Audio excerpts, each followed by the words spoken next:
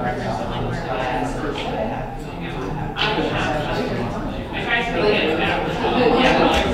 It's still too much word like because I talk about meeting right and water time, but then it's then like taking it on like saying like you want some water.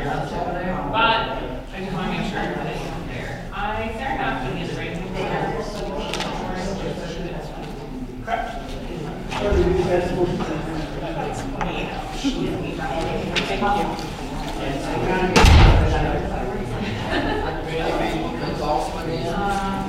I'd like to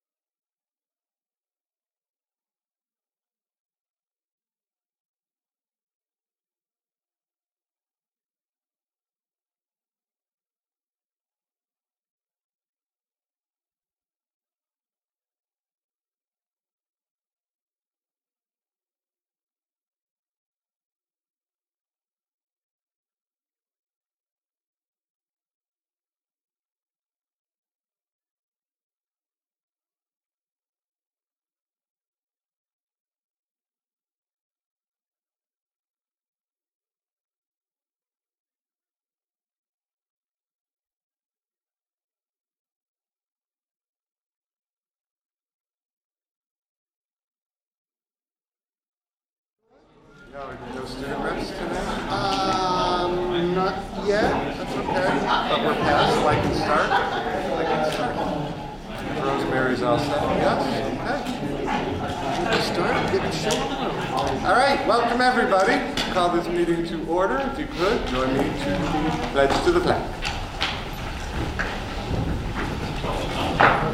I pledge allegiance to the flag of the United States of America and to the republic for which it stands, one nation, under God, indivisible, with liberty and justice for all.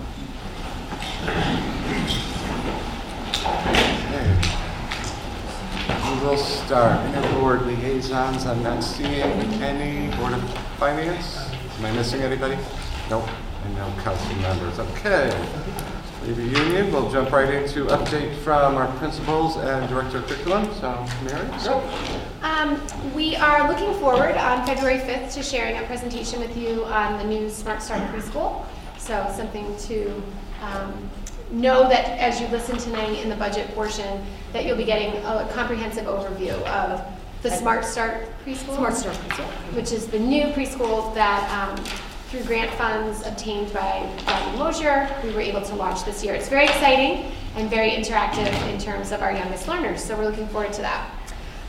Also, that we are in the process of preparing for a next round of one of the many state assessments that we lead. So in February, we'll be providing assessment for all of the students in district who qualify as English learners. That assessment has transitioned. Leadership at the State Department of Education is now online for the first time, so we're in the process of working with our IT department to ensure that we have a very smooth assessment window. And lastly, for me today, our Professional Development and Evaluation Committee has been reviewing new evaluation platforms. We hope to find some cost savings for the district by finding one that saves us a little bit of money, but also has an enhanced experience for all of our users, both administrators and teachers. So we've reviewed 3 different products and hope to bring to you a recommendation in the next month or so.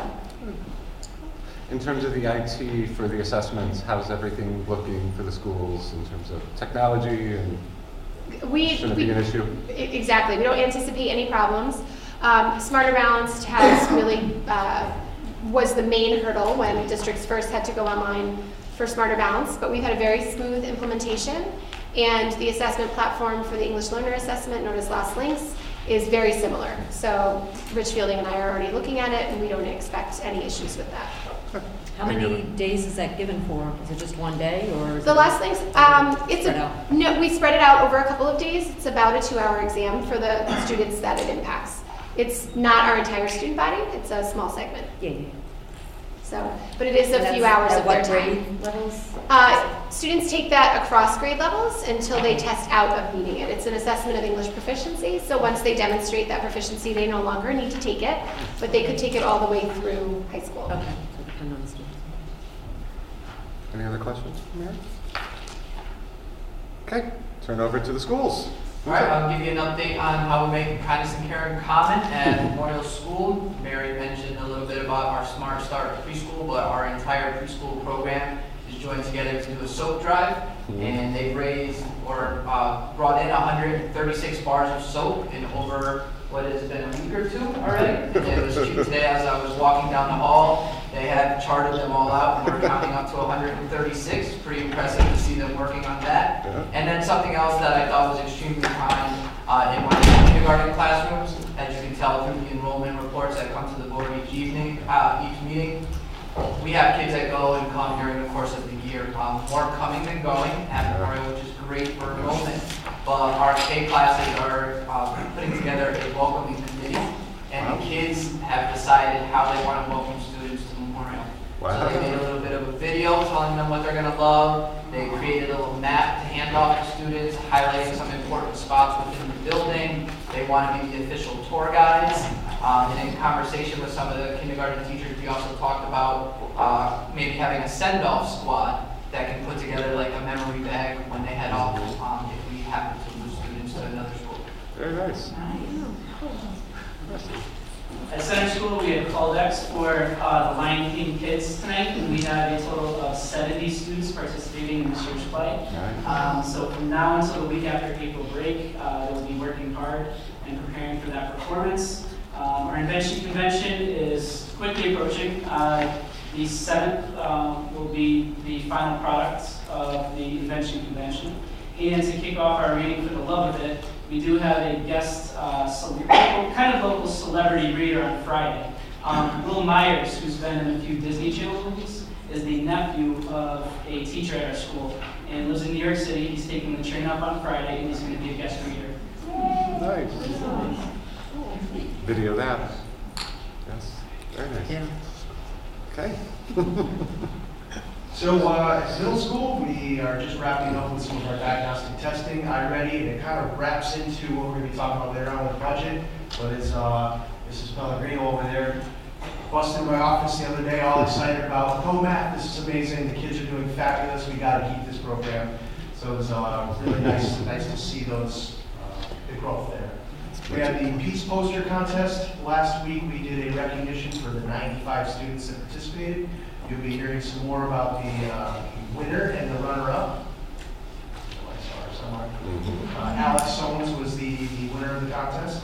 And they will be at our February 5 meeting, the two winners. Okay, great. We took a visit down to Madison in preparation for beginning some of our Teachers College units and being able to really implement the workshop model. We had 4 teachers from the middle school, 3 teachers from the middle school, some support as well from Memorial, as well as Mary. Thank you for setting that up. It was a really good kickoff, really getting prepared for that. Next up, and next week is Start With Hello. Is that next week? Right. Yes. Yes. Start With Hello week, so we have some really great, exciting things to share with you. We'll get some pictures and stuff from the events that will be occurring that week. What is that? Oh, Start With Hello. start with hello. It's from the Sandy Hook Project, so it's really an effort to try to limit social isolation and get kids involved and everybody reaching out to each other. So we have 2 important weeks coming up. Next week is Start With Hello Week. The following week is Random Acts of Kindness. So I think if we look at Start With Hello Week as making sure the students within our schools all feel included, all feel valued, and then the following week, Random Acts of Kindness, we just spread out that value to the community as well. High school. So, good evening. So, please forgive my voice. I'm fighting a little something for the last few days, so I'm sounding a little bit off. That's because I am. So, this past Tuesday, we kicked off the 2nd semester. We had a student assembly, and it was my first time with staff and students together, and I think it was received well by students and allowed me to kind of formally introduce myself. So, that went very well. This past Friday, as you all know, we rang in Bell Ringer Day, and it was a very touching tribute for my successor, Mr. Fiddler, and we officially unveiled the John Fiddler roadway in front of the high school, and I suspect you saw the beautiful plaque that's just outside the T-Bell outside. So many thanks. I have so many thanks to make, and to our guest speakers and to all those that made the program possible. It was, I believe, received very well by both students and staff, and there were many members of the Fiddler family for that morning.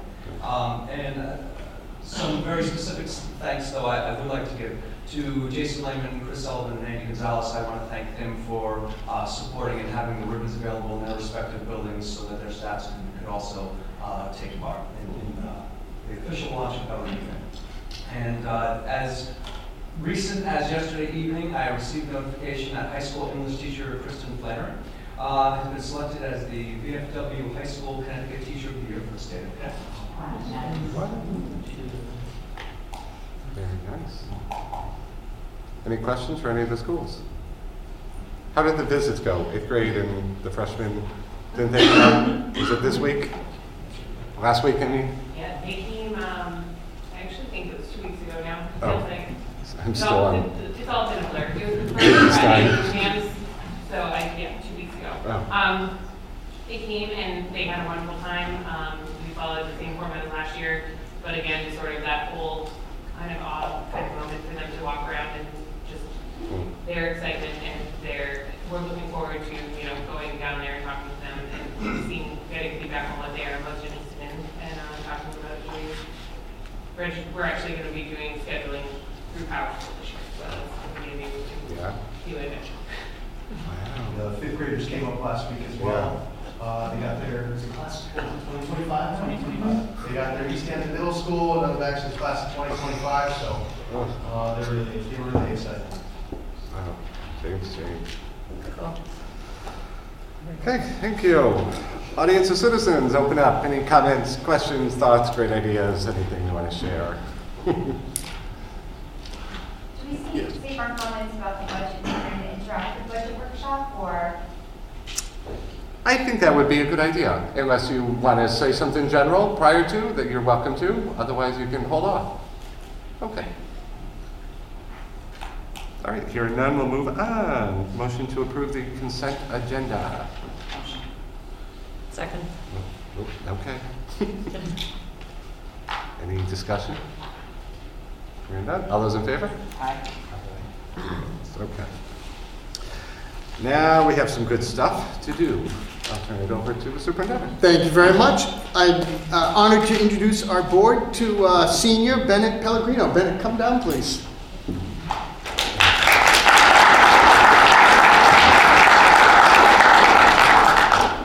So you, I know many people from the high school are aware, but I think the board is aware from our packet, but I'll introduce his accomplishments to everybody.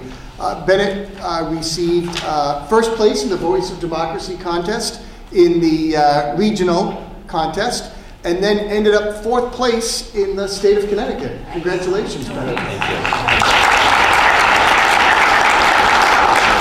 Of course, Bennett was actually surprised, I believe, is the term, that he did so well, not only in the regional contest, but in the state of Connecticut, because I think his first passion is mathematics. Yeah. But he's now shown that maybe he's not just to be focused in mathematics for his career.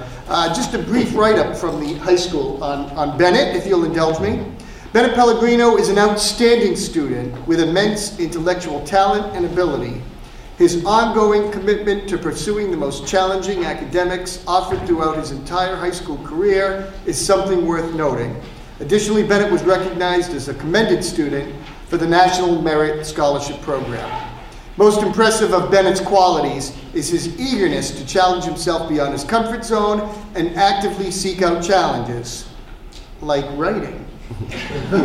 For example, soccer may not come naturally to him, yet his hard work and commitment to becoming the best he can be has certainly paid off for him.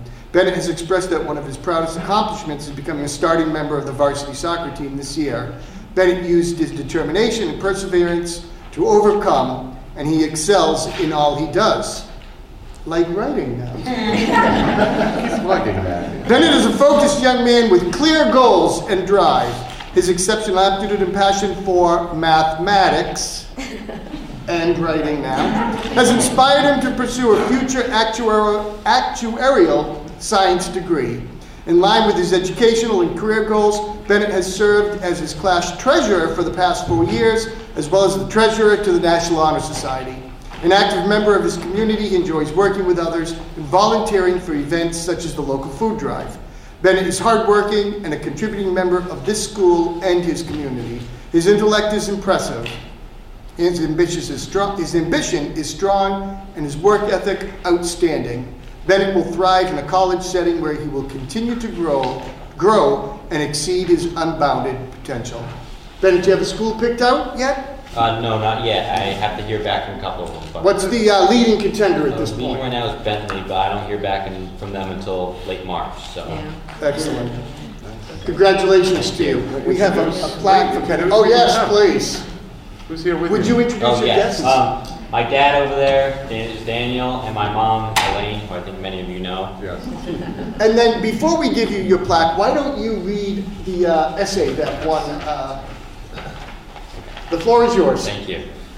The United States, throughout its history, has seen several periods of strife and incredibly difficult internal struggle. However, there is hope in the fact that we have always recovered. Even after the Civil War over a century and a half ago, where the country was ripped apart, pitting countrymen versus countrymen and brother against brother, the country still survived. In modern American society, people across the country have political opinions that vary greatly, which will always happen in a country with over 350 million citizens.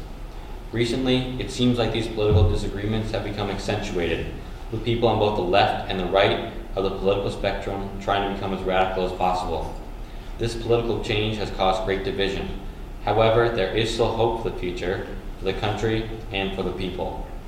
The United States is a country that started in strife, and not only with Great Britain. There was not unanimity when the decision was made to break from British rule. There were many, now known as loyalists, who, as their name implies, were still loyal to the British Crown. This was not a small group, and in fact made up a substantial portion of the population. In spite of this, America was eventually united, paving the way to a very successful 200 years, years in which the United States would become the world's most powerful nation. Just 50 years ago, the civil rights movement was a topic of extreme divisiveness. For a second time in just over 100 years, the country was divided over race, with even similar regions being pitted against each other. This period in American history yet again threatened to pull the country back into civil war, but eventually the wounds were mended and the civil rights movement succeeded. As is commonly said, history repeats itself. That is why Americans can take solace in the fact that the country has been divided before. This is not the first and will not be the last time that politics or social issues will test the bonds of the nation and its people. Each time, the United States has come back stronger and together, showing the entire world that this country will not stay divided and will unify sooner rather than later.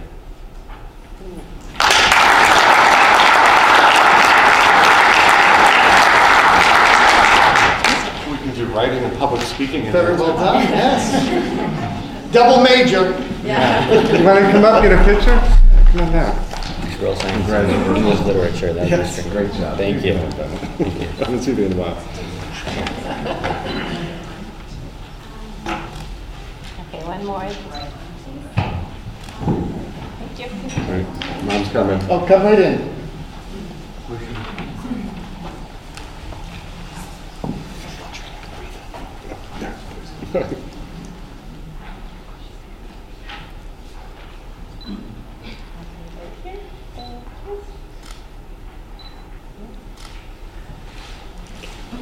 Great job. Thank you.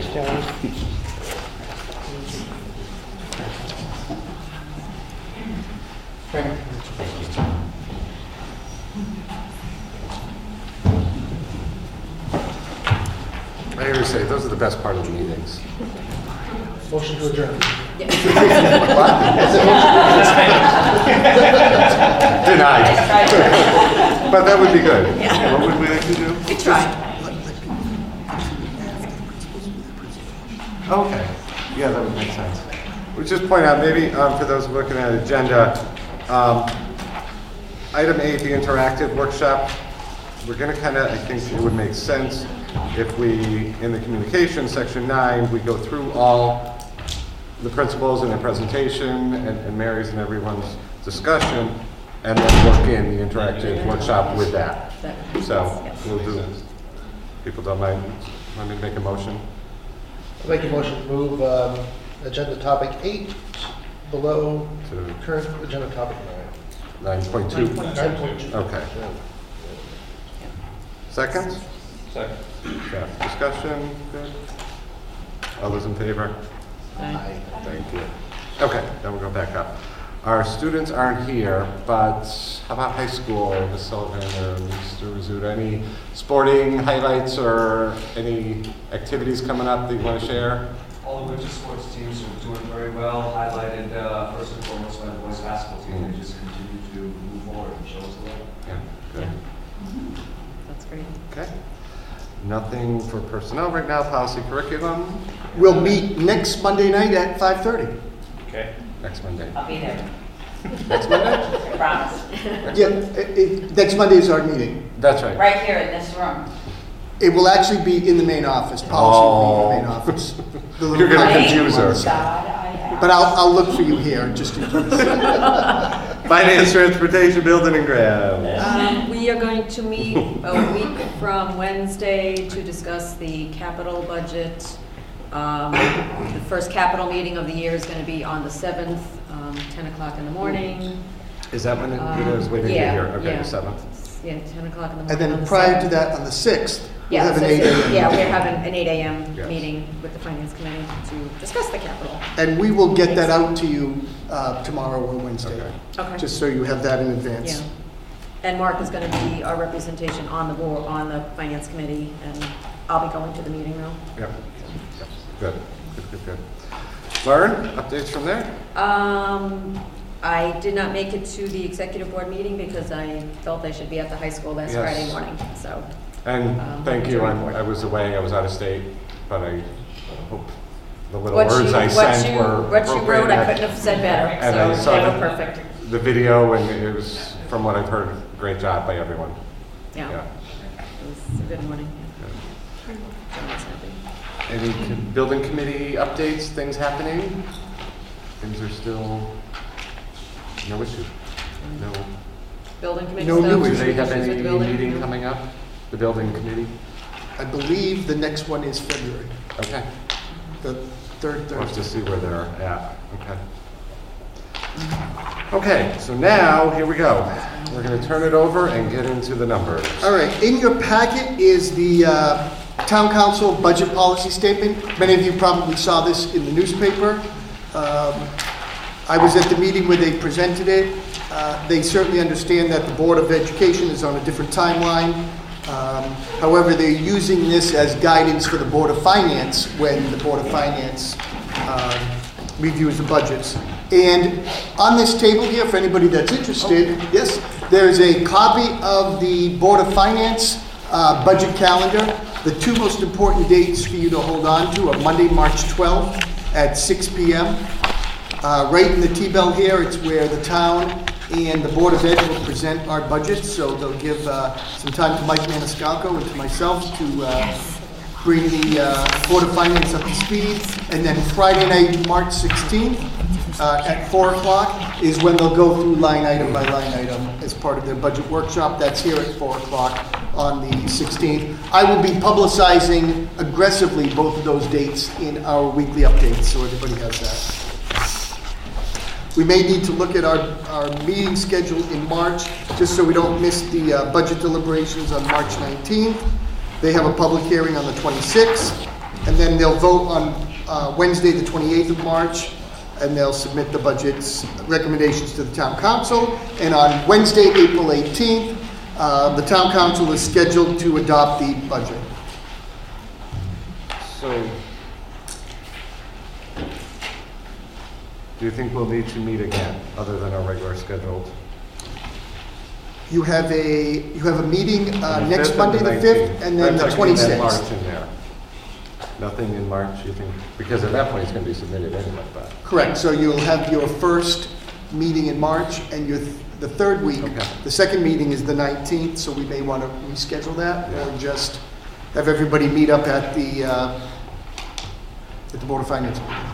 Okay. All right. There's copies of that, and I'll start publicizing those dates as well. One of the things that you asked us to do, and I have copies of this if anybody's interested, was at our last meeting we presented what the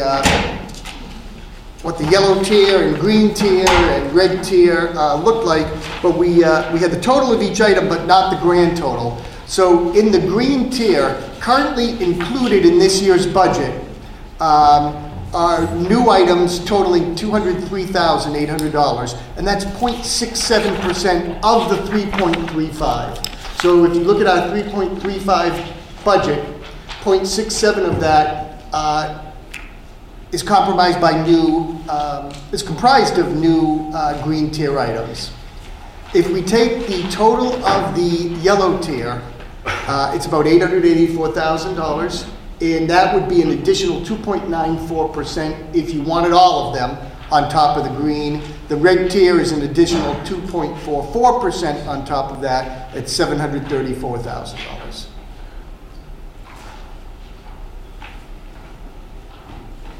Any questions on that? That just gives you a sense of how much the whole package would cost. So I think I want to say a comment or a thought before we get started, because I'm waiting to hear what you guys have to say. But after we discussed this at our last meeting, it seemed to be publicized that the focus of the Board of Ed was looking for a 3.535 increase. That was the only focus, and that we were getting rid of teachers. I don't know if other people saw that in your impressions. But I think we need to clarify some of the information. We're not getting rid of teachers. There are retirements that are not being filled, but we're not eliminating. And to go with the budget policy statement, where the council says we should make every effort to only limit budget increases to meet contractual obligations. So if you look at our green tier, I think we're meeting the requirements. 3.35 of that, only 0.67 of that is for new. Correct. So the rest is our contractual obligation. We're actually lower than our contractual obligation. To get to 3.35%, it does not include all of our contractual obligations. So we've taken away from other accounts to keep it at a reasonable increase. Okay.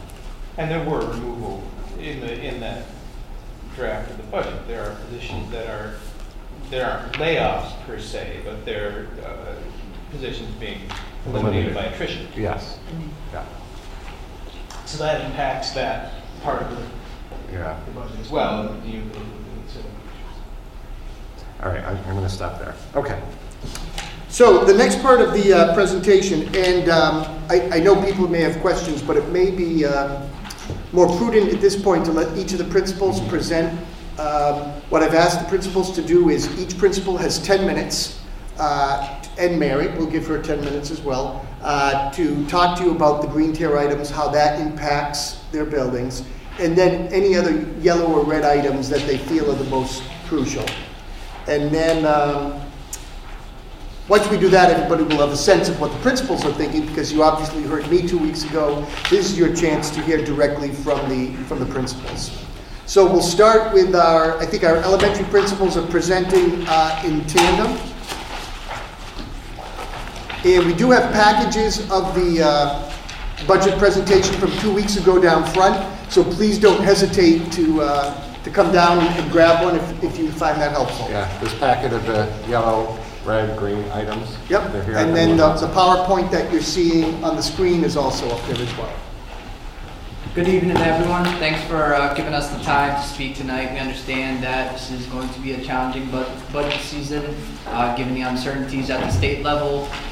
Chris and I decided to present together tonight because we do so much in tandem across our elementary schools. We've worked really hard this year to collaborate and to align our personnel, to align our resources and our practices.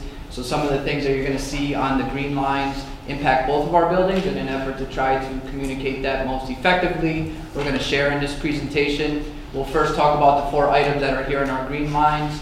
And then we'll go into 1 or 2 things that we think from some of the other lines that are of importance that we want to share with you tonight. Thank you.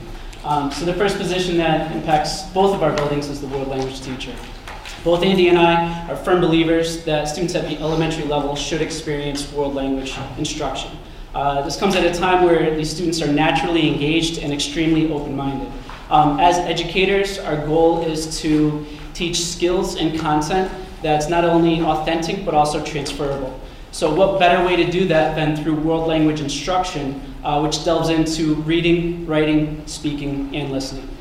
I'm very confident that students would jump at the opportunity to learn about different cultures, different languages, as well as different traditions. So along this foundation, our elementary students would then move on to mastering a language and hopefully provide an opportunity at the high school level to participate in advanced placement courses in a particular language.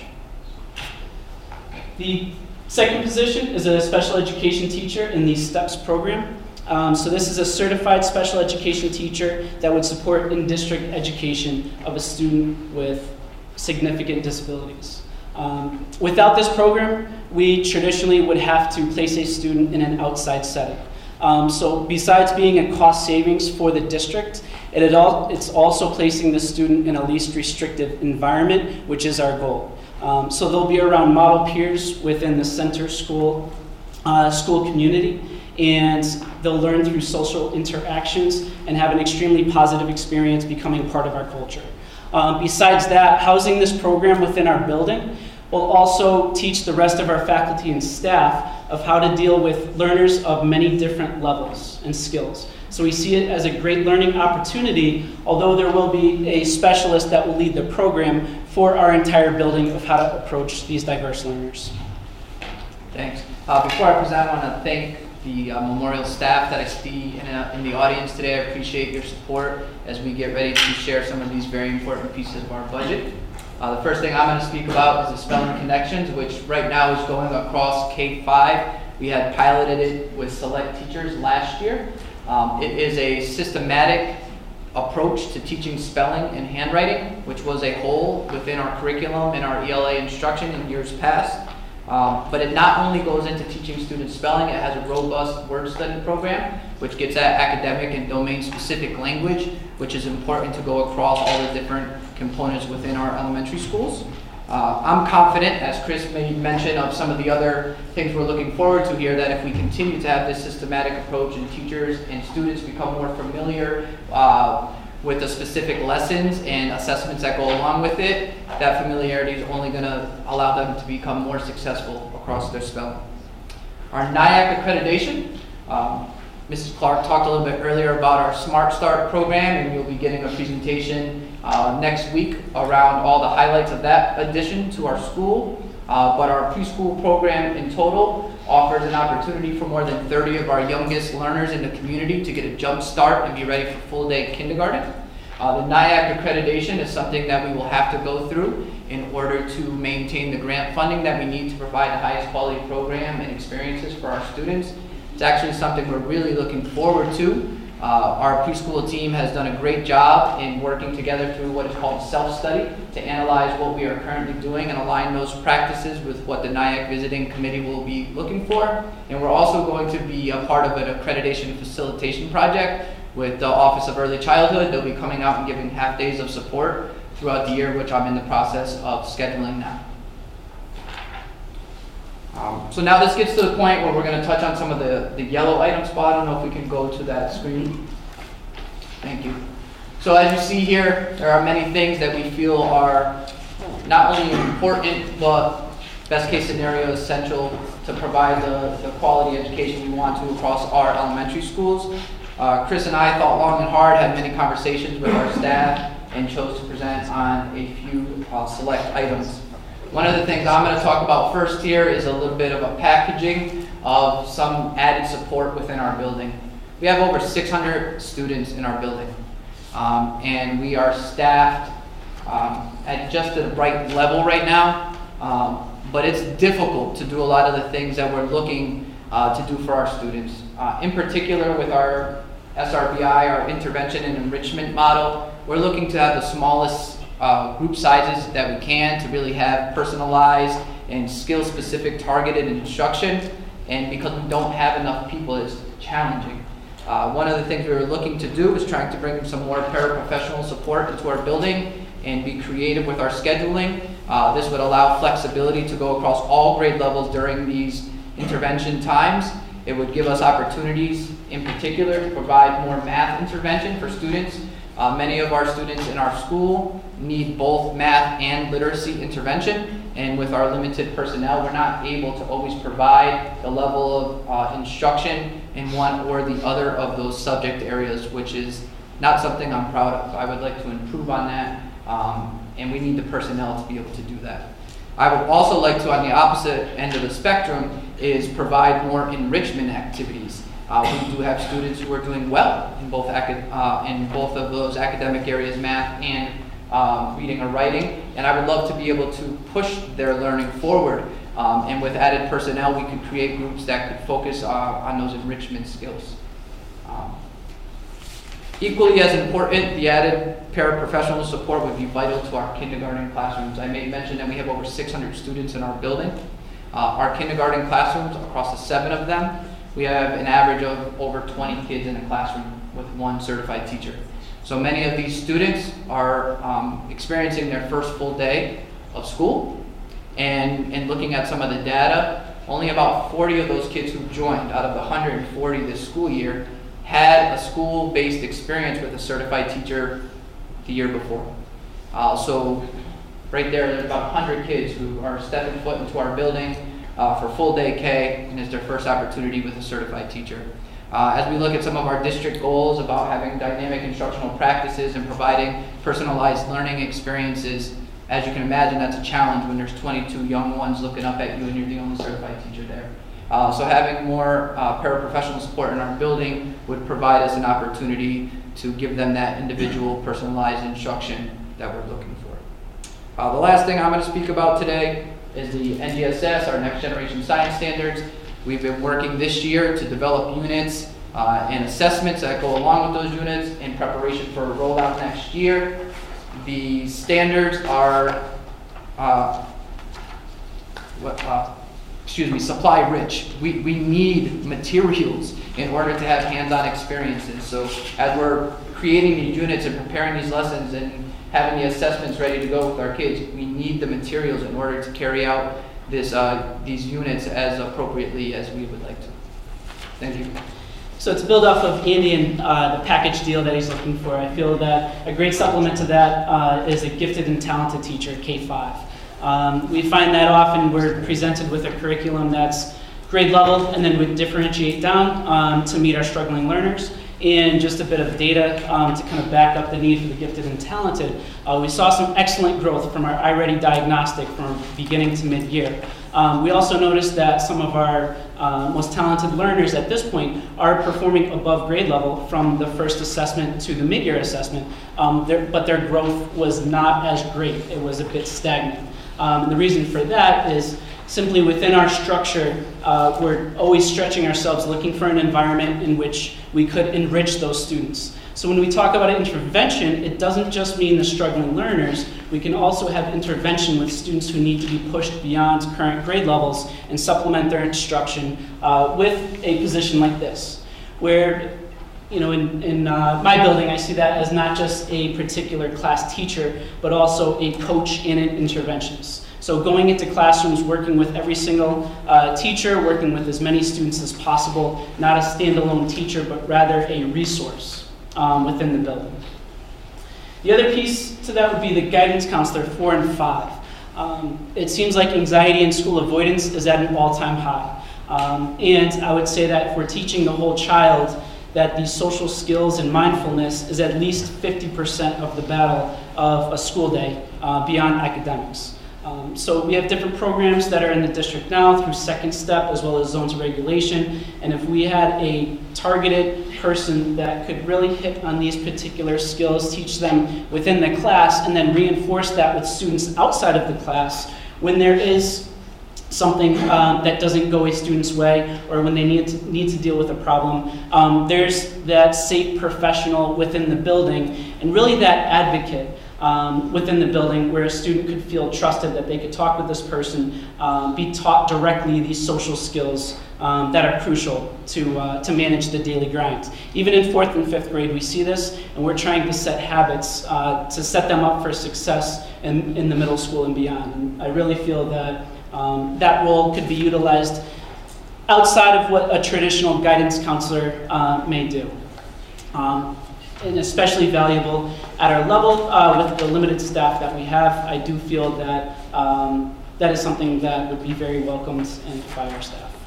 I think just in closing for the elementary schools, there's obviously many more things that are in the yellow that we would have loved to dedicate time to address tonight and to speak in more detail about. And we haven't even flipped to the screen that has the red line items. All of those things took a lot of thought and effort from our staff and our community members to even get them on these sheets here, but Chris and I really put a lot of time and effort into preparing for the presentation tonight to really try to let you know the items that we feel are essential to providing the quality elementary school experience we're looking for here in East Hampton. And we also hope that you get the message that moving from K3 and 4-5, you're not in two totally separate environments, that it is an elementary experience, and we're starting to work more collaboratively, as well as providing that link from the elementary to the middle to the secondary as well. Thank you. Because this slide in back of me only has the basic title, there are plenty of copies of the details of each item in the red, yellow, and green tier. Just please don't be shy about coming down front and grabbing a copy of that. It may be easier for you to follow along. Thank you. Can I ask one quick question?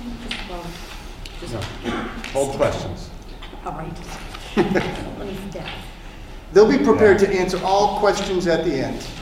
Thank you. Thank you. Jack. Mr. Lehman.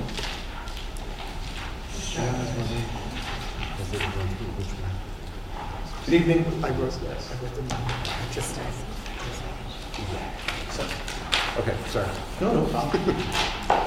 Thank you very much. Appreciate being here again to be able to kind of present to you folks what the middle school would really be able to use for this upcoming school year, this upcoming budget season.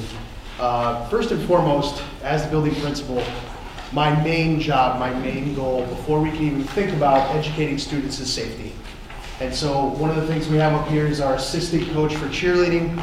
For $2,000, we can make sure that we can not only maintain the safety of the kids, but we can actually expand the program a bit as well. In speaking with the cheerleading coach, in the upcoming years, the next 2-3 years, we're going to be looking at numbers, 40, 50 girls and athletes coming out just wanting to participate in this. If you ever get the opportunity to come to the middle school, look at our trophy case. We actually opened it up, our trophy case, to allow any students with any kind of accolades to be able to bring their trophies in and show off. And the cheerleaders came in and drove massive trophies. So we have a really great program. I'd really love to be able to continue to support that. And I think the assistant cheerleading coach is a no-brainer. Our special education teacher for the STARS program, that'd be through reassignment. So it would be budget neutral, but it would be vital to the middle school with the upcoming students that have some emotional, behavioral needs. They need some support in that. We would be able to facilitate that in the building, in-house. And if we did have any other students that then would qualify for that program, we again would be able to keep them in district, be able to keep them in their home school. Another item that is in the green, Go Math, as I mentioned earlier, has gotten some really great accolades based on the data that we've been receiving from the testing. It's one of those vital components that we need to continue to move. We originally had talked about putting it 6th, 7th, and 8th grade this past year. In looking at cuts, we started with just 6th grade. Next year, we really would like to move it to 7th and 8th grade. The teachers are 100% on board. They're even, peeking into the 6th grade classrooms. Right, what are they doing? How does it look? How is this program different from what we're doing? So we're really primed to make some changes there. The next piece is the green tier as well, but it's kind of two-sided. There's a green item and there's a yellow item that are really, I feel like, really heavily tied together. And that's the Teachers College Readers Workshop curriculum. That is going to be vital to the building. It is truly best practices in reading and writing. It really makes for some avid and skilled readers and writers in our building. Just by being able to go visit Madison, being able to visit the elementary schools that already currently have this K-5, it is a natural progression to push this to go 6-8. Mary, thank you. We've started off in around October just discussing this with the teachers. And of course, like any new change, there was some initial apprehension, but now being able to see it, being able to live it a little bit and experience it in other environments, they're really excited today. Even I just saw them go around creating anchor charts, and they're all excited to really push this forward. So I feel like that is going to be a true game changer at the middle school, moving our school system forward. Tied to that, in the yellow items, is the literacy curriculum specialist. Just a little bit of history. 2 years ago, we did have a retirement in our language arts department, and because of that retirement, the person that was currently in the literacy curriculum specialist role got put back into the classroom to become the English language arts reading teacher. So we kind of lost that position. We lost that ability to really move that program forward. We think that with going to the Readers and Writers Workshop model in its totality, we are going to need that specialist to be able to help support training staff, as well as have somebody that really could take hold of some of our struggling readers and guide our SRBI program. Lastly, as Andy mentioned earlier, NGSS, Next Generation Science Standards, are here. And we were looking at, with the science department, the list of materials that would be required. There's quite a few things that we're going to need. So we are going to be looking to put that as one of our priorities for this year as well, really hoping to kick it off and have it be a successful program. Jason, thank you very much. Thank you.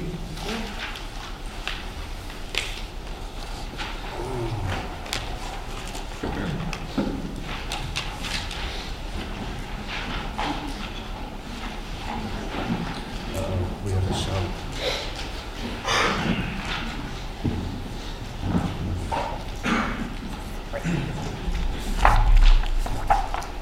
The tears. We have a show. The tears of the young. Yes, yeah. Yes. We have guest speakers joining as A well. little bit of a tumbling act going on. Should we move back? So before we begin our term, I actually would like to start a little bit of a different place, please. If we could start to slide or page number 19 from the same presentation here. So good evening once again. So I begin here, and I'm going to be making reference to the two packets here, the budget information and the budget requests through the course of my comments. So I'd like to start here, and actually I'd like to acknowledge and appreciate, Chairman, your comments that the way it's currently presented does not mean a loss of jobs, and I think that's a very important clarification. At the same time, though, in looking at this, there could be a very strong impact that's felt by the high school with the loss of some staff, be it through attrition or for other reasons. So with the loss of one teacher teaching 5 courses or 5 sections, with the potential here of going up to 3 teachers, and that's the loss of 15 courses. Translation, that's the potential loss of AP courses, that's the potential loss of electives. And what I want to do is, in bringing the respective team leaders that I have joining me, is to give you a better sense of what that might look like. So I've invited Dr. Joe Okturski. For science, for math, I have Sherry Bannick, and for English, I have Stacy Riggio. So we're going to begin with Dr. Okturski. So good evening. For those of you that haven't met, I'm Dr. Joseph Okturski. I'm the 612 science coordinator and a chemistry teacher here at the high school. And I want to say in our science department right now, we currently have 7 staff, and with them we're able to serve 29 sections of students. And in science, not all teachers can teach all courses. You have to have the proper certification. So I can't teach biology because I'm certified in chemistry and physics. Next year, NGSS is going to present a challenge to us too. One of the new things, and it's sort of an unfunded mandate, is that all juniors will need to take chemistry. Right now, we're able to, any over-enrollment we have, we send students to physics and then they come back to chemistry in their senior year, or some students simply choose not to take a science. So we will need 2 to 3 extra sections of chemistry next year. And that includes a new level 3 chemistry, which has never been taught before, and the students in that class will likely need some kind of special education support. So right now, we don't have the staff to do what we need to do for NGSS. We may need to collapse level 2 and level 3 together in order to provide chemistry for all the students that we need to. And that's with no changes to staffing. If we move to 6 staff, we have 2 paths we can go down to. And 6 staff is what's proposed in the current budget. If we maintain 1.5 credits, then our teachers can teach 24 sections of chemistry. That will annihilate all electives, including UConn chemistry and advanced placement biology. In discussions with my department, we have found that to be untenable because we cannot serve students with a diverse set of needs. The other option that we considered because of that was changing our 1.5 credit science courses, which are the sophomore, junior, and senior level courses, from 1.5 credits to 1 credit.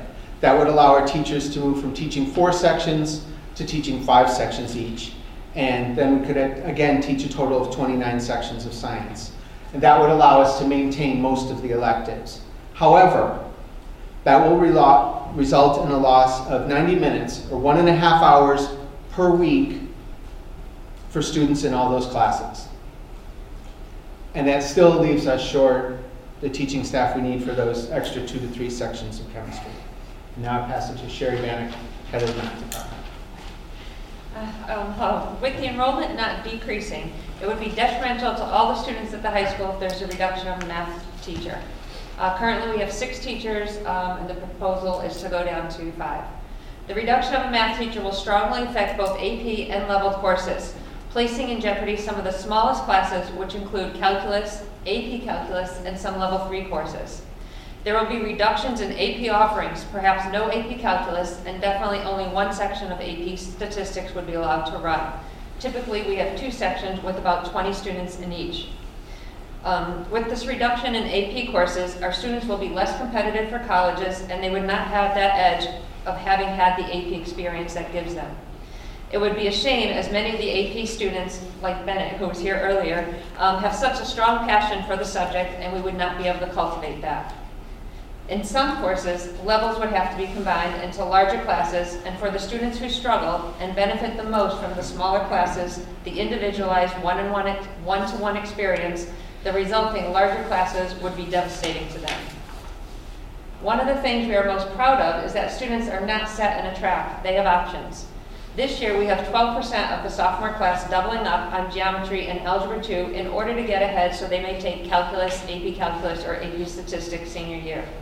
This doubling up, which causes larger class sizes, would not be possible if we lose a math teacher.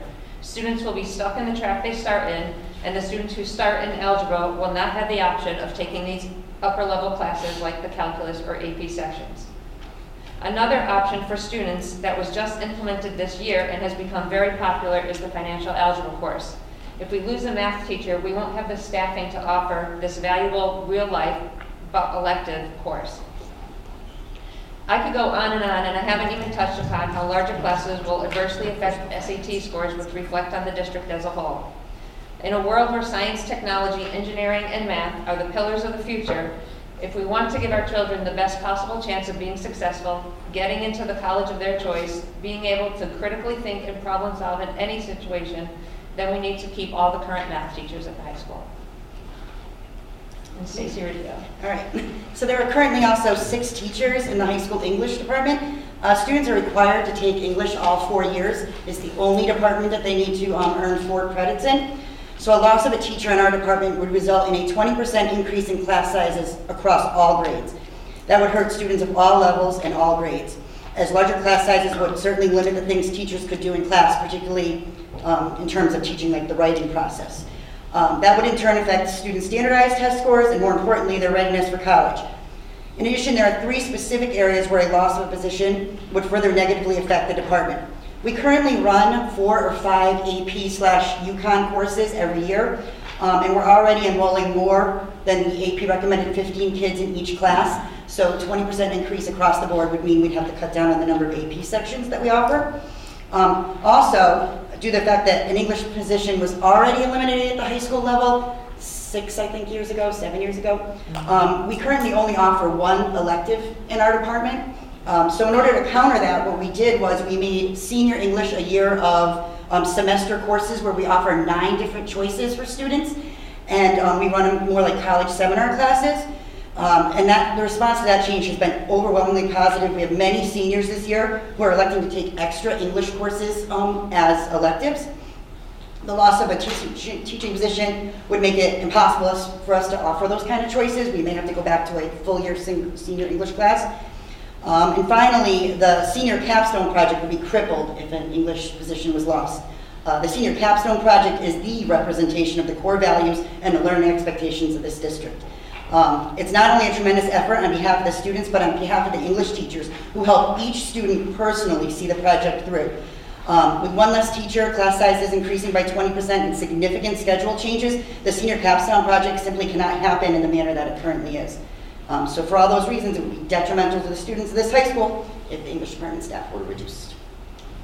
So I thank the 3 of you very much for that specific insight. And at this point, I'd actually like to transition from slide number 19 to slide number 17, please. So as the high school principal, while I'm also thinking in the short term, I'm very much thinking in the long term. And this was one of the most powerful slides that Mr. Smith included in his presentation. As you can see, East Hampton is pretty much one of those outlier towns. Families are not leaving. And if anything, they're either staying or they're coming here. And I think there are a variety of reasons for that. There is an attractive tax rate here, if we're going to be honest. I think there's many other qualities to the community that are very, very, very attractive, including its strong sense of community, but also because of its education. I'm looking at the full picture here of what's making this high school very attractive for families. The brand new renovated building, the move to an 8-period schedule, the fact that Chromebooks are in the hands of all students now, and I would want to have the ability to, at a minimum, keep the staff numbers the way they are so that we can provide the best possible programming. You know, when we get to the other side of NEASC, and as I head into the summer, I'm going to be taking a look at the new graduation requirements for the class of 2023. I want to have flexibility. I want to have the ability to provide students with amazing programming. I think a lot of that is currently in existence, but the potential loss of staff could pose a tremendous impact. Plus, I don't want an increase in study halls. I want certified teachers in front of our students delivering instruction. I don't want them to be receiving pockets of time where they just have a study hall. I think that's unfair to our kids. I would take a look at our numbers, which further supports this. We are picking up a minimum of 20 students next year. And again, I only think, I'm not an expert, and I kind of question some of the expertise that goes into the prognostications anyways. So I don't know what's coming out ahead, but what I don't anticipate is I don't anticipate a dip. So if we're staying kind of at current levels, and yet we're having discussions of reducing staff, I would raise that flag. From here, if we could transition to budget information, the slide number 8, please. So with both of these, as it's noted, as a result of the reassignment, you know, the guidance counseling department, as it's presently comprised, is serving our students much better, or so I've heard. As you all know, I've been here for a very short amount of time. But due to a lot of the reasons, and I won't repeat a lot of them because I think they were captured poignantly by Mr. Sullivan in his presentation, that the needs of teens, especially when they come up to the high school level, but all the grade levels, you know, the work of our school counselors to take a look at their needs at the high school and with an eye toward post-secondary planning requires all hands on deck. And so the current, as a result of the reassignment there, which doesn't come to a cost of the budget, I think needs to remain. Also, for the price tag of $1,800 for the 9th grade PSAT, it just gives all of our team leaders another rich bank of data to more appropriately inform instruction. And by giving them that extra layer, that extra experience, I think it is priceless, because as students go into the junior administration of the PSAT, that truly has high stakes to it. So that's where the National Merit Scholarships are, that's where the students, that's the ultimate last stop before they actually take the SAT, which is the state endorsed assessment. And of course, many colleges are looking for the SAT results. So that is a great inclusion in the budget. If I were to wave the wand, you know, as my colleagues said in their presentations, there are a lot of things in the yellow and the red that I'd like to include. So I'm just going to keep my waving of the magic wand very, very brief. The thing that I found very profound, and I'm looking now at the budget request, I'm looking at the last two pages there. The thing that jumped off the page to me was in the yellow was the .2 addition of a music teacher for music electives, and more specifically, the ability to deliver an AP music theory course, I think would be a great addition to the high school program. And that, while it says a $15,000 ask, it's actually $16,000. I'm making reference to the $1,000 ask for the College Board for the instruction that the teacher would need to receive in order to deliver this course to begin with. But I'm looking at the current music department and the way it's laid out as a 1.8, the ability to bump that up to a 2.0. And again, there is an acknowledgement there that one of our music teachers does teach a music course at one of the other schools. But I think rounding that out and making that a complete 2.0, again, I made reference to the fact that we were picking up 20 additional students. While I wouldn't earmark those students to take the AP music theory course because they couldn't, but for our upperclassmen, they would have the ability to do that. And again, I only think our enrollment is going to be where it is, or potentially increase. So if I were to wave that magic wand and have that ask, that's what I would share with the board. I wish you luck in very challenging conversations in the next few weeks, because I know there's a lot to consider. So thank you. Thank you. Thank you all.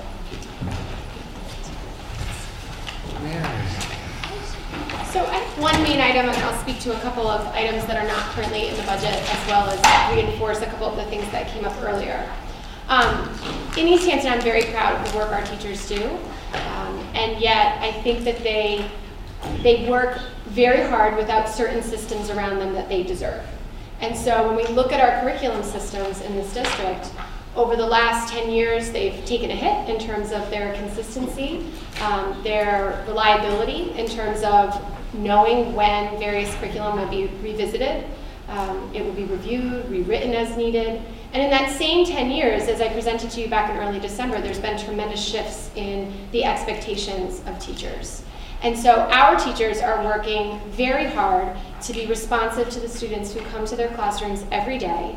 We are working very hard to give them the tools that they need, but there's this final layer that would assure us of the consistency, the quality, and the reliability of teaching and learning across our school system, and that's the curriculum development process.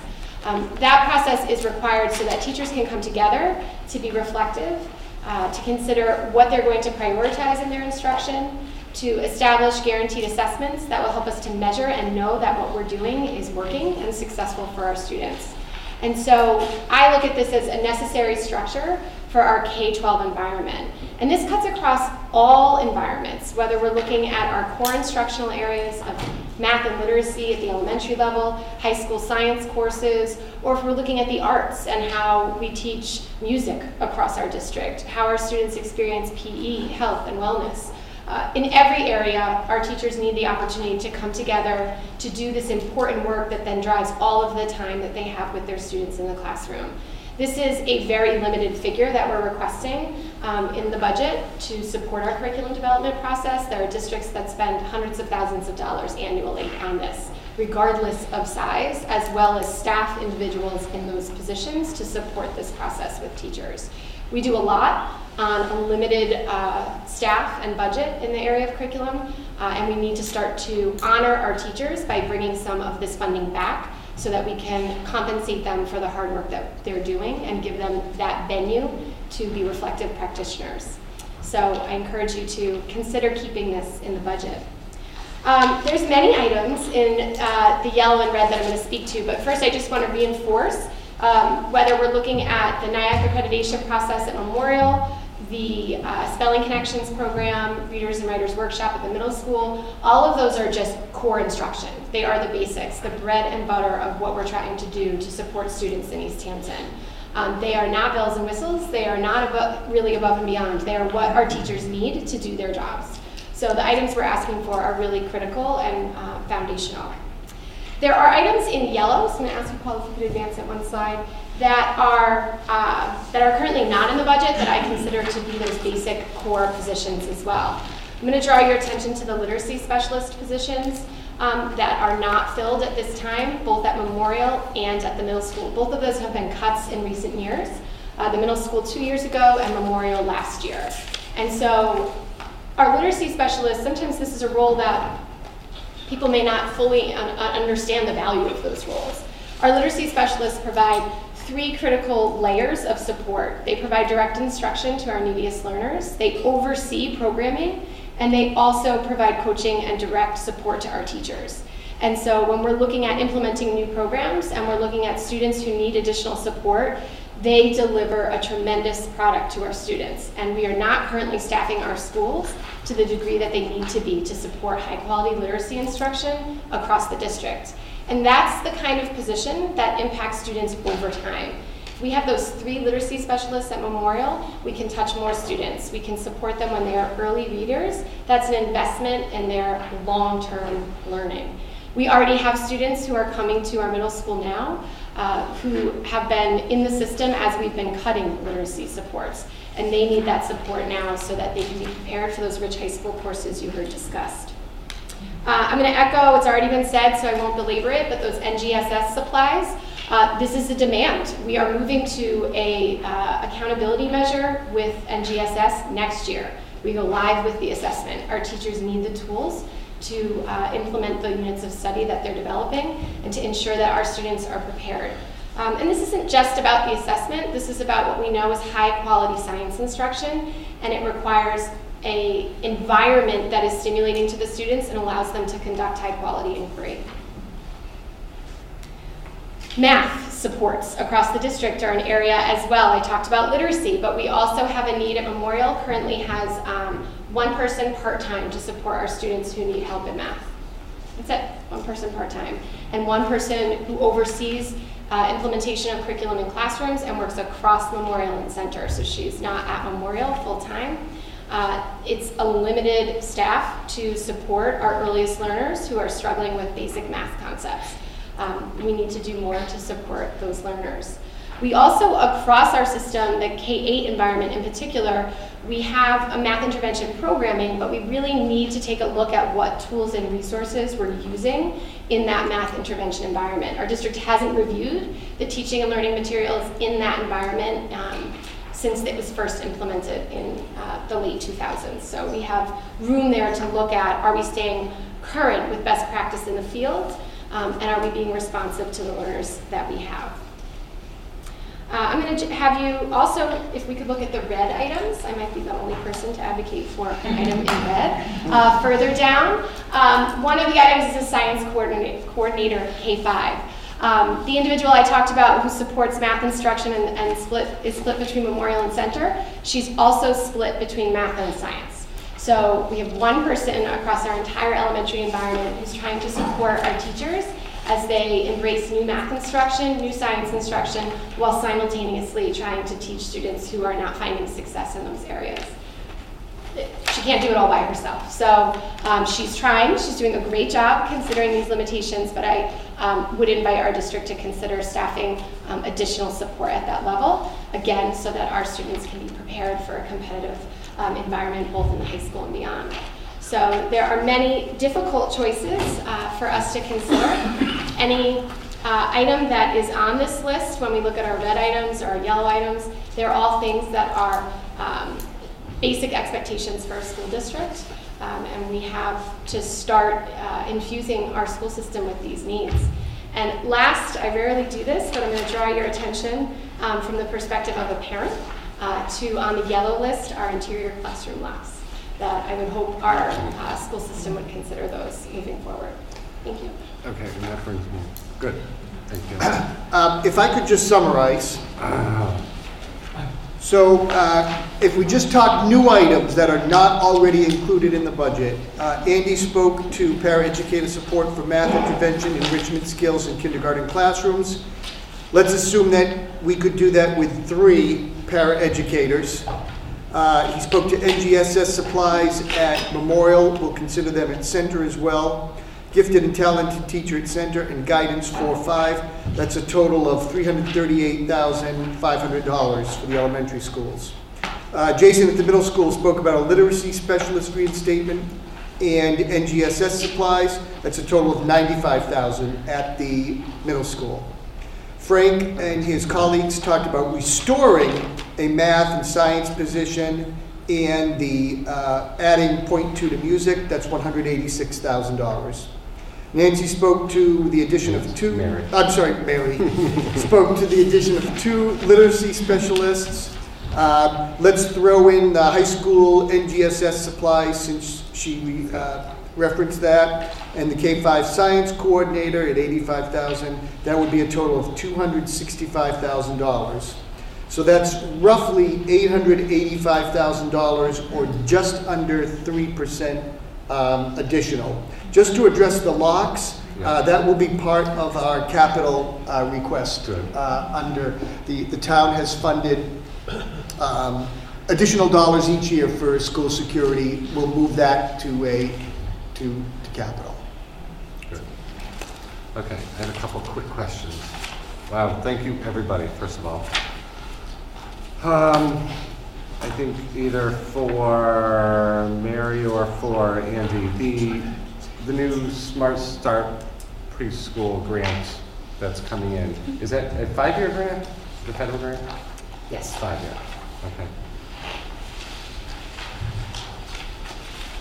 And that's the one for which the NAAC Yes. accreditation is required? We need that in order to get the grant. Yes. It's also good practice even for the halftime program. And many of the preschools in town now are also NIAC accredited, so it's the standard. All right, and then one item that wasn't brought up that I will. On the last page, district-wide, the resource officer. We had discussed it last year. I know it was going to be a split between the schools and the town, 80% school, 20% town. Did not go through last year. I have not spoken to any council member or town manager lately, but as of a couple months ago, it was still a goal. They would like to pursue it. So I think we need to throw that out and have discussion here since we're 80% where this board feels on that. Not right now, but that needs to be part of our discussion. Okay.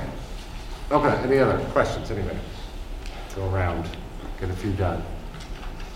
Yeah, I'll get right to you, okay? 1 second. No, that's okay. Jeff? Do you want just questions, or do you want? Questions for those that presented. How's that? Let's start with that. Yeah, I don't have any questions per se. Okay. I had a question. With the STEPS program for Which school?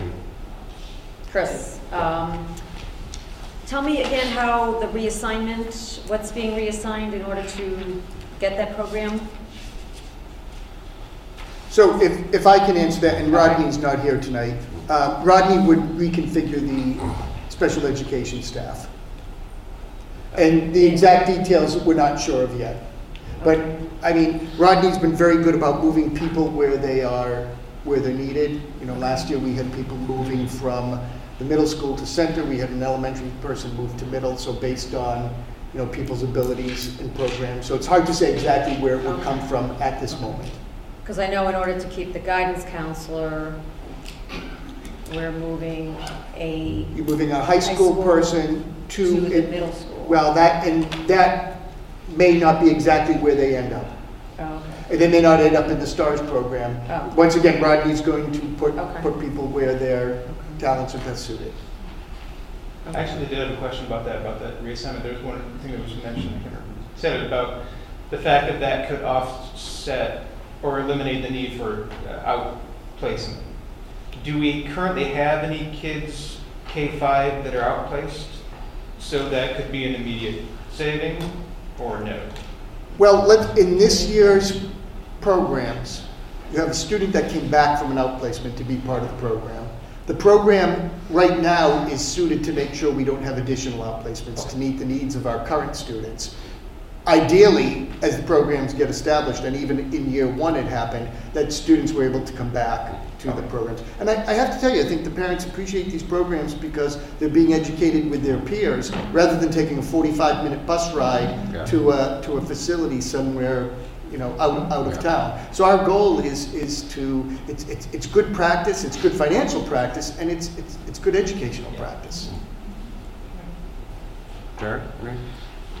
Yeah, I have a question for any of you who advocated for the next generation science standard supplies. Could you just speak a little bit more about is the curriculum changing to meet those standards next year? And are we able to teach that curriculum without these supplies? So the curriculum is in the process of changing. It's a multi-year phase-in. So it's being integrated this year, K-3, grade 6, and grade 9. Next year, we look to implement new curriculum in grades 4, 5, 7, 8, 10, and 11. And so far, we've either been able to, out of last year's budget, purchase or repurpose things that could allow us to meet the instructional goals of the unit, but at times we're adjusting the units because of that. So K-3, for example, they might need to say, okay, what's a comparable concept based on the supplies that we have? So we'd like to be able, and then there's an ongoing refreshment of supplies. So it would be challenging without those supplies to implement the units as they're intended. Thank you. All right, Lois, any thoughts? High school, the reduction, if there was a reduction in those teaching positions, and you addressed I want to speak to all you guys that spoke. The AP courses. How many students, and maybe Ms. Sullivan or the teachers, currently are in, we'll break it up, math, AP, science, and English? Do we have those numbers? Yep.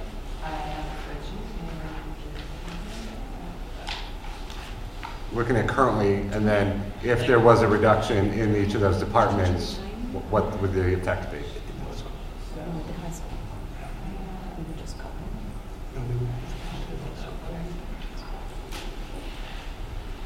And I also had like numbers going back a couple of years just sort of for us. So for math, and I kind of predicted like looking forward as well. But in math, for this year, we have all my brain is using my thing. AP Calc has 8 students, and we have 22 in AP Stats. And then in last year, in 16-17, we had 15 students in AP Calc and 27 in AP Stats. So 20, 30, 40. So we just have total. one class of AP Stats or 2? You mean sections? Yeah. I'm sorry. I thought you wanted to know how many students. Well, yeah, but is it? So this year we have 1 section of AP Calc and 2 sections of AP Stats. Okay, but there's only 22 kids total in stats. Okay. But I think a more important bit about that is not how many students are in, it's the percentage of the class, size of the class. Right. You're dealing with averages, right? Yeah. You want to look at the fact that the biggest class sizes are in the middle school right now. And the other thing And is they're that coming up. this year Yes, our they're coming up. seniors, I know this year's senior class is only 107 students. Yeah. So that has kind of well, not negatively, but it has made our AP numbers or our course numbers low across the board for the time that they've been here, kind of wherever they're moving through. Okay. And so that's again a piece of this is that you have to think about it percentage-wise. Yeah, if so I were to percentage-wise look- then. Sorry. If I were to look at next year, just sort of predicting, looking back even a couple of years going on trends, I could be looking at as many as like 14 students in AP, 14 to 15 in AP Calc, and then maybe another, which would be 1 section, and 26 to 28 perhaps in AP Stats. Or potentially more if the Right. math program is as successful as it seems to be. Yeah. And that 26 to 20 to 28, depending on how much over 25 it is, then really potentially it could be 2 sections again of AP Calc. I mean AP Stats. Well, there would be 1 section of AP Calc. Could you talk a little, if Sherry's still here, about this financial algebra course that was introduced? Did you want to, I'm sorry, did you want to go? Okay. Is that, Yeah. oh, there you are. You want- Yeah. That was a course that was started this year. It was intended when the current or the requirements were going to be for 4 credits of math. Currently it's only 3 credits. I think that's changing again. Just to have a course that would be more applicable and more, more interested for perhaps the lower level students or not the math bound students, and really a real life course. It was about some personal finance was in that as well? Yes. Yeah. It does have a But lot it's of not the personal overlap. finance course we're talking. Not that one. Yeah, there is It's a different. personal finance course from the business department, Yeah. and a lot of the concepts overlap. And so if there is a reduction, seeing as how they can get similar, background from the business department, we just go into a lot more depth in terms of the mathematics behind all of the concepts. That would certainly be, plus it's elective, they don't have to have that 4th year of math. So that would certainly be a course that we would probably have to eliminate. Although students, right now there's students love it, and students have said, that they told their younger siblings that they should take it when they. How many sections are being taught? Right now we have 1 section with 15 students in it. But it was the first year it was offered. Yeah. So- That's good. So we currently have 3 credits that kids have to take for math. Right. The new graduation requirement is going to be 4 credits. Well, So it's part of a larger menu, right? So it would be a humanities menu, and then, that's the way it would be. It would be a menu of options. Yeah. But when is that supposed to all go into effect? That's for the class of 2023, so we should have them off the ground, well, excuse me, we should have them finalized for next year to begin for the incoming ninth graders of the following school year. Yeah. And the same with science credits? You want to know how many sections we're offering and how this year? Well, how is that going to change down the road, and what are going to be the changes? Just looking forward, because, you know, once you cut stuff, it's not going to be. So part of like looking at the overall 25 credit students graduating moving forward and how that will fit in, or kind of referencing how Joe was talking about if we needed to go down to one credit. Well, whatever. I mean, you were talking about chemistry, how every kid has to take chemistry now? That's right. Okay, so... By 11th grade. So I believe moving forward that this is going to require 3 science credits. 3 science credit, okay. One of which has to be a chemistry course? Well, because of the changes to NGSS, those 3 science credits will come freshman year, sophomore year, and junior year. So instead of now we have 2 required courses, freshman and sophomore year science, we're going to be moving to 3 required courses. To 3, okay. So, and of course chemistry has labs too, so, right? Yes. That's part of the course, so you can only fit so many kids in science in a lab. Right, the rooms are designed for 24 students. For 24 students, right. Okay. Okay. Let's open up. Let's get a couple other. Up here in the second row. Questions? Oh. If you could just state your name and address for the record, please. Beth Sheely, 80 Portage Trail. So my question was for the English, the high school teachers rather. So English, math, as well as science. I think English you talked about a percentage increase, 20% over current class sizes, potentially if we were to see the reduction in math. Can you talk to us a little bit about what that means? Like what is the current class size and what then would you anticipate would be the resulting class size if we were to see the reduction? Okay, so our current class size is average between 20 and 25 already in English. So, and each teacher is teaching 5 classes. So, you're trying to teach the writing process in an essay with a class of juniors, and you're asking to go through a 5-page paper with them. And so, add 20% more, you're talking an extra 5 or 6 kids per class over 5 classes. That's each teacher's teaching an extra 30 kids. It just automatically eliminates the personal one-on-one time with them. Like for our AP courses, we are already, so we have between 40 and 45 junior year and between 40 and 45 senior year. We take either AP or UConn English, which is already close to 30% of our class sizes. AP recommends you put 15 in the class. Our AP teachers are already teaching between 20 and 25 in the class. There's just no way we can put 20% more kids in an AP class. It's just not physically possible.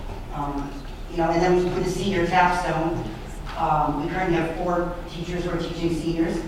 So they each are personally mentoring between 30 and 40 kids on their capstone project. So again, add 20% to that, that's 8 more kids. They're already working before school, after school, meeting these kids on their prep, and there's only so many hours in the day. But what I'm hearing is we're talking about class sizes of 25 to 30 kids in the class. Easily, yes. And from what I understood, the comment just made, I mean, some of the labs don't even accommodate that many kids. We're limited by curriculum and science. So we don't have labs in English. No, yeah. But we're starting to creep into numbers. That's OSHA requirement. Right, and it may be a larger increase based on the size of the classes coming up in the middle. So, the middle school. Okay, hold on. Sorry, keep it focused here. Go ahead. Just to dovetail with that, irrelevant. So with a graduating class of 107 students and a potential incoming of close to 149 students, and if that trend were to continue, yeah, you know, some of the class sizes could quickly, you know, we're going to be into the 20s, and it could be cozy. I'll put it that way. So, and I just want to get Joanne to your question before. So I made reference to the menu. The menu sometimes you can kind of forget, but just a very pointed answer to your question. So as part of that, of the new state of Connecticut graduation requirements. So the category is STEM, and so as it's outlined, so it's going to be 4 credits in math, 3 credits in science, and at least 1 credit in science, technology, engineering, or a mathematics elective. So adding those, that's of course 8, and there's going to be another credit that's required on top of that. So that's part of that menu, that STEM menu. Right. So let me make a recommendation to the board, because you're meeting again next Monday. We'll have a printout of every year-long class and semester 2 class, and exact sizes this year. And just if you recall my presentation, this is not a long-term solution. If you recall, I didn't say that we had small classes in the high school, but our smaller classes right now were going through the high school. So this is a 1 or 2 year solution. If you choose to go in this direction, it is not a long-term solution, because you know what the classes are like in grades 5, 6, and 7 currently. And yet, all the comments about the other positions that we were talking about were positions that were eliminated in recent budgets. So the idea of a short-term solution, to me, is not a short-term isn't realistic. Once the positions are gone, getting them back. It is very difficult to get them back. And you'll notice the last couple of years we've struggled just to get the center school back to, they're at 14 teachers, they were at 13, and we added a teacher by sacrificing literacy specialists to cover the we looked at the middle school, which had its pound of flesh over the past couple of years, and now they have class sizes in the upper 20s. So it's and we're not even discussing adding staff back there. No. So it's tough to go back. The stats we have. Any public comments? Yes. Yep. I was just taking notes when the administrators and the teachers were trying to send some teachers. Sorry. And a couple of notes that I had written down, because I realized it's a difficult decision by the board, and I don't envy you. But I keep thinking to myself, how do we maintain the integrity of East Hampton's education? And what's needed to sustain the perceived value of parents and students? Why should they stay here? So the 2 top reasons that I keep going back to are curriculum, which is a supporting resource, and then teachers, which is our primary resource. So 2 areas that I keep hearing is, people stay, or I think, from a parent perspective, I have my kids go to East Hampton because of reasonable class sizes and diverse courses. And it could be different levels within the course, or it could be a variety of different courses offered. And then, of course, I'm going to repeat a couple of things that the board has just mentioned, but the 2 red flags are the positions at the high school. With the upcoming, and I know we just talked about 6th, 7th, and 8th graders, I realize that the current high school has 117 students, but with class sizes from 144 to 167 that are coming up, and I'm hearing the principal talk about possible increase in study halls, no AP biology, combining levels. Huge, and especially math and sciences, where it would have a significant impact to learning. And then curriculum capstone project right there. So, and Jeff had just mentioned, in the past, we've cut staff, we've cut things, and we're clawing our way back in. There were already 3 positions, like circle 3 reinstatement, from the health teacher to 2 literacy specialists that we're trying to get back, and there are 1 position's in red. So the message is once it's cut, it is so difficult to get back. So again, now more than ever, we have this beautiful high school. Why are we sending kids here? We need to make sure that, if I hear the message of increased class sizes but decreasing the course offerings, why should we stay here? And I hate to send that great message, but I'm afraid that's the message that we're sending if we start cutting down. We want to sustain, we want to increase, not even sustain, we want to increase the classes to come here to East Hampton, not decrease when they come to the high school level. Because, quite honestly, at the magnet school level, I toured them. I mean, they're offering 10, 12, 14 students in the math class, and that's pretty appealing. So I would beg for the the board to really consider keeping those 2 staff members, particularly at the high school, because we want our kids to come here, and we don't want to give them a reason to go elsewhere. Kind of touching on right to her. Name, please. Sorry, Ines Venetian, 17 Gertrude Drive. First of all, great presentation by the teachers and by the principals. Again, I don't see a thing on here that's a luxury item. I see all of these things, like these units, and I'm going to talk about that. you can tell that we just do all of them. If they're in green, yellow, red. So, I think we need to reflect on what is the most valuable investment we can make when we look into where should we invest our money. My point is what will keep students in the district, and I think we'll be on to that as we go over there. And especially I think when it comes to the high school, people suddenly, parents have so many choices where they can send their children that offer more opportunities for their kids. So you're looking at the technical high schools, you're looking for the magnet schools. Obviously magnet schools are also around earlier in their lives, but that's when it becomes more prominent, I think, where people really reflect where they could send their children. And our problem with that really is that I think the school district pays so much more money sending them to these schools than actually keeping them here. So we can't just see that as just a line item. This is an investment to actually save money in the long run. And I think that's what it needs to be looked at and sold to the board of finance, to the town council, that it will cost them more money not to have these things. And then again, special needs outplacement makes obviously a lot of sense too, but everybody seems to be very aware of that. But yet I think it's sometimes more easily dismissed to get rid of the science teacher and things like that. But you know, it's not just special needs who need the attention. It's also regular students who might not want to go somewhere else, but parents feel inclined to look around. Again, gifted, talented, and I'm an advocate for the second language, and I know a lot of other parents are as well. It's a great way to get new families into town, to look at our high school and take it more serious, or look at it in general, look at the, even earlier grades for the second language. So you attract new families, but the goal right now really is also to keep the families in town and keep the students in town. And I was wondering if there's actually any way we can, I don't really know the numbers, how many kids go somewhere else to school, like to a magnet school, to a technical high school. How much money does it cost this, the school district to pay for that, and how much would it cost to actually have them here? To see the difference, how much we're really, not benefiting on. And is there any way that the school district can reach out to parents and ask, why did you choose this other school for your child?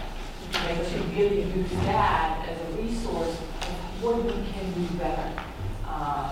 And I hear many people talk about magnet schools and things like that. So thank you very much. Thank you. I just want to copy off something you brought up, luxury items.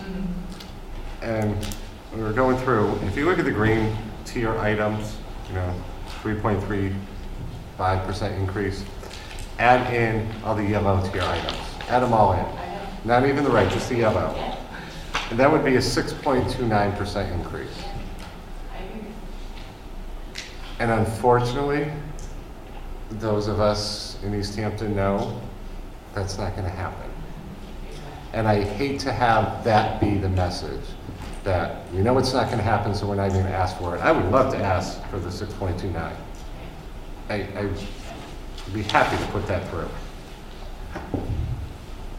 But the superintendent wisely, conservatively, has put forward the 3.35 for us to work off of.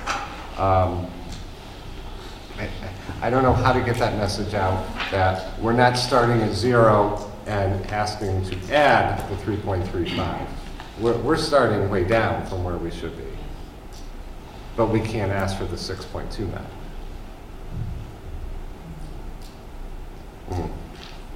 Yes, sir. Me? Yes. Okay. Piggybacking off what the lady sitting next to me. If you could just give your name for the record. My name is Joseph Smith. I'm a student here at Easthampton. I'm coming from a student perspective. I think having a wide variety of courses offered is important, considering, you know, we're forced to go to school every day. So I think, I mean, it's not the most pleasant thing in the world. Oh, no. But you love coming here. But I don't want to go that far. Yeah. But I think having a wide range of courses makes it more available to come to school and more fun, if I might say, to come to school. And I think having a wide range is important as well. You know, having certain levels is like if you need one time to your teacher, I think that's also important. And I think having electives is important as well, and having AP courses to be ready for college, I think is also important, just coming from the student perspective. Thank you. Thank you. In answer to Inez, is going to say something about the magnet school. We did do a survey last year of parents who did send their kids out, and I don't know if we want to review those results again, but you know, we do spend over $200,000 a year on magnet school tuition. You know, unfortunately, and I agree. If we cut back too much, more people will start looking elsewhere, and that could very well rise again. You know, we're starting to, I think, less going out every year, but yeah, it could be shooting ourselves in the foot. So, back here. Good point. You had a question. Oh, go ahead. Kristen Whitney. But, so we all want to cut the AP classes, but I know that one of the AP classes right now, there's not even enough desks for all the students that are in there. There's 2 students that sit in an extra teacher desk that are in there right now. So if we cut the AP teachers, or if we narrow it down to 1 class, that's going to be 20 kids who wanted to take AP that can't, so they're already going to be behind, so then they can't take AP classes senior year because they didn't take them junior year, so then you're already going to be behind for going to college. And also, if you cut science courses, like they said, like Doc said, that we're going to have to cut most of the electives, and for a lot of people who want to go into a medical career, anatomy is like as low as you can get for like a baseline. So if you're going into anatomy in college, not knowing any of the bones, muscles, you're going to be significantly behind. That's going to put us at a serious disadvantage. Thank you. We don't want to cut AP, believe me. Yes. Irene Cook, 11 South Main Street. There are a lot of things that jumped out at me tonight, but one thing in particular was you know, what a decimation it would be to the math department if we lost an extra math teacher and being able to offer the more advanced classes. And even if we look at it as just a short-term solution, that doesn't help the kids that right now are doubling up on math, that are expecting to have these extra courses available in the next 2 years. So they're killing themselves right now in sophomore year than to not have the classes available that they want to take. So I strongly urge the board to really look at that and to provide the opportunities to the students that right now are giving their all to be able to take advantage of the kind of course brick road that was laid out in front of them, and you don't want to, you know, pull the rug out from under. Okay. I think, you know, I understand what the teachers are saying. I think we need to get, as a board, a clear idea of what is offered at the high school. And, you know, you're talking about sections of kids and so many kids in the class and combining this. And I think we need to kind of see it on paper to really get a sense of what each department looks like and what it could look like if we lost a teacher. Because I think it's a lot to absorb, number one, especially with talking about 3 different departments. So if we could kind of, you know, put that in a form that we can easily digest and see the impact and As do well whatever we as want. those upcoming classes. what the impact of that would be. Yeah, I mean, I know, like Stacy said, we cut electives English years ago, and it's like, and you know, we didn't want to do it then, and we're like, you know, it hasn't come back yet. Well, it's worth noting that in the proposed budget as it stands right now, the cut to English was not, it's to get, what is it, to get below If we had to 3, drop 3.5 or these something, so lows, it's. So right now, that's not there. That's not, Yeah. It's Yeah, the math yeah. and the And that's science. an important bit, we're not necessarily. Now, for talking math, about. are we losing, how are we losing a math teacher? Retirement? You have a math retirement at the middle school. Okay, oh, middle school, we're gonna transfer down. Can I just comment, Jeff, you bring a great point. And the reason why, because the hypothetical, we all know, in a blink of an eye, a hypothetical could become the reality. So I just wanted to provide a well-rounded scope, and I figured now is a perfect placement. Oh, Yeah. yeah. I mean, don't get me wrong, I mean, I appreciate having that as. Yeah. I mean, another thing, you know, when I first looked at all the requests and everything, and I said to myself, I said, you know, we are teachers, we do education. To me, one of the most important things is the curriculum and getting our teachers the tools they need, the training they need. What does $20,000 buy you as opposed to $30,000 in your little chunk of money there that's given for curriculum? You know, we'd look to use that funding to compensate teachers either for summer curriculum writing time or after school or vacation time. It gives them some flexibility. You have three main areas you were going to focus on next year. Prioritize sort of the baseline core curriculum as the place to begin. I see it as a much longer process. Typically, a district would have a system where you can anticipate when a particular area is up for curriculum review, that there would be every year a built-in cost to that process. We have areas that haven't been looked at in a long time. So that's just the beginning, and it buys us a few teachers, and my hope is to have a week sort of curriculum writing institute in the summer. That would allow us to get a lot of curriculum writing moved. But it typically costs about $800 a unit. That's one way you can look at the costs associated with curriculum writing. And in, say, a 4th grade class, you'd have 7 reading units, 7 writing units. Typically more in math. So, you know, it's costly, but we would try and use our teams to really start to hammer in on those core K-5 math, K-5 literacy, and 6-8 language arts. We wouldn't finish all of that with that. You would have to stretch out what you wanted to do. Yeah, we'd start it. Longer. We'd get going.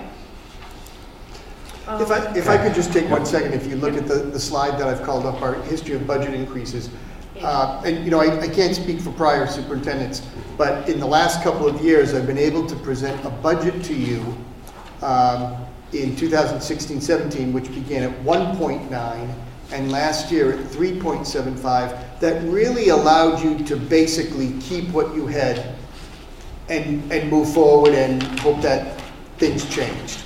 And you know, as those numbers go on, this year I'm presenting to you a budget that has cuts at the outset. If you decided that you did not want to add world language and restore the 2 positions, you can do that, but it's going to cost you approximately 0.25 additional to what you have now. That eliminates the world language, and that keeps the science and math as is.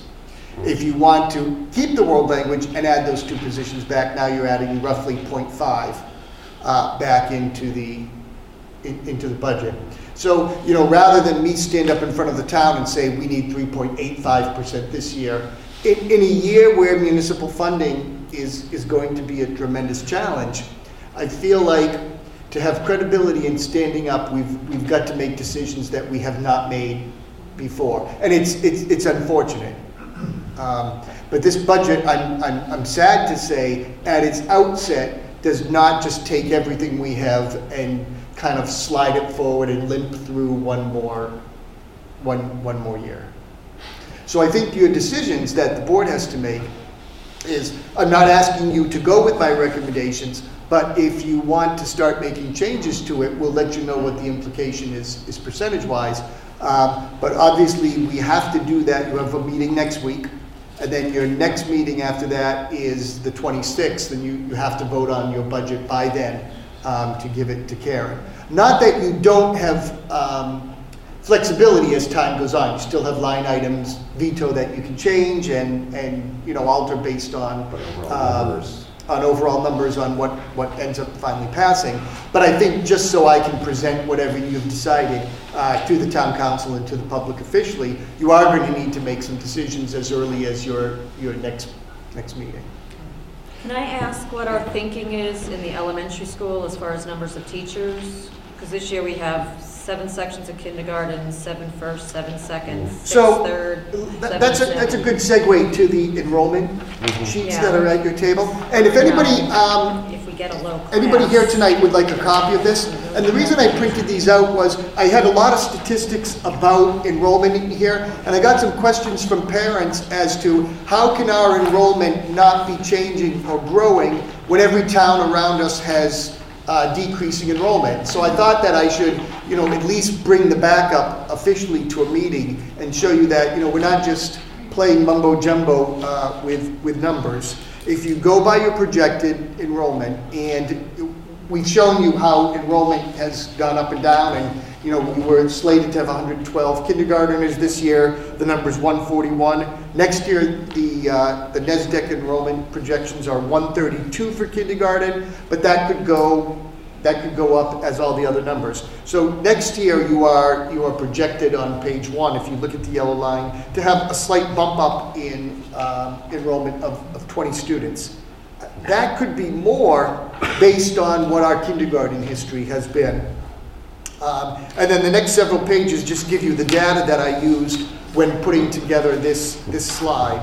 An important page is the 4th page, where you see for the last 3 to 4 years, your kindergarten enrollment has been above the number of live births. There was a trend in 2002 that ended in 2006. In 2005, 6, 7, 8, and 9, your enrollment was below your births. And I think that that's what people started to refer to when they said, oh my goodness, we have this tremendous declining enrollment in East Hampton. For the last 3 years, your kindergarten enrollment, you can see, is above your birth number, which means people moving into town. You have houses for sale, you have lots for sale, there are vacant apartments and apartment complexes. So there are people moving in. But I think what we've got to make clear is, you know, when you read in the Hartford Courant every other day that surrounding towns are closing schools, consolidating elementary schools, we are not in a position that we have declining enrollment. And I think getting that to people with, you know, with the data is important, because I think as people looked at my slides, it was like, well, how can this be? Every town around us has declining enrollment, surely we do as well. And the reality is we just do not at this point. Looking ahead, the last page, so basically over the next 10 years, if anything, we're looking at maybe a 25 drop, give or take. Right. So if you look back, 25 students over the next 10 years, that's minimal. If you look at your official numbers, grades K through 6, and project them ahead for the next 10 years, you've got a pretty stable class size of roughly 140 with a few 130s going through. And there's a bump up of 150 and 160, but those aren't the norms. The norms are settling in around 140 per class. Yeah. Could you go back to the slide with that compares the towns to us, please? As far as enrollment? Yes. You went by that one. Yep. It's in the packet. I know. Okay. I just want to get it. You're going to send that along, aren't you? I don't know what you're talking about. No. Okay, so as Paul mentioned, February 5th? In answer to my question. Oh. Are we, since we have right now 6 sections of 3rd grade, because 3rd grade is 133, that small class is going to center school next year.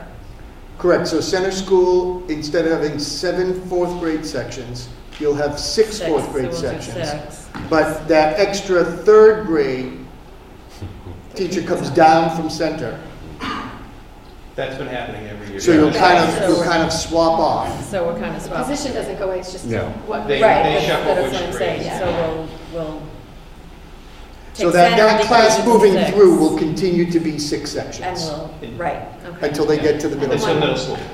Yeah. And if by some miracle we get a small kindergarten class, that, Well, even at 132, I would not necessarily no, recommend. I'm talking like small, like 120 or 10. Right, but Then- keep in mind, for the last 4 years, your enrollment has been higher than the birth Right, I number. know, I'm just saying, it's a miracle. Yeah. It's a miracle. But then, I mean, the possibility exists, we could still take that extra teacher and do something. Well, keep in mind, you took a literacy specialist Right, out right, so of we could, Memorial that's last year. exactly what I'm thinking, Right. is we You can could put that return teacher that. back to literacy. Yeah. So pray for a small class. So that would help us a lot. So I was just looking at that today, thinking, okay, So yeah, it would next have to be week- a number where we're comfortable with doing 6 of kindergarten. No. It would have to be pretty No, well, no. especially without this extra support coming down the. So my other point that I was making before was with curriculum, was also with the support staff, with the literacy specialists, and and also would like to get a sense of how over the years we've cut the number of paras or support staff to get an idea, like where were we 5 years ago versus That's been hacked a bit. have Yeah. we have, how have Literally we hacked hacked it away down. at that? Yes. Oh, yeah.